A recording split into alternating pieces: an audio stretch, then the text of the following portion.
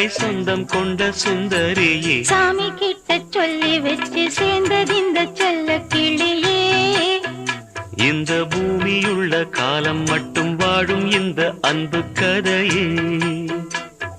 முத்துமணியே பட்டு துணியே ரத்தினமும் முத்தினமும் சேர்ந்து வந்த சித்திரமே சாமி கிட்ட சொல்லி வச்சு சேர்ந்தது இந்த செல்ல கிளியே.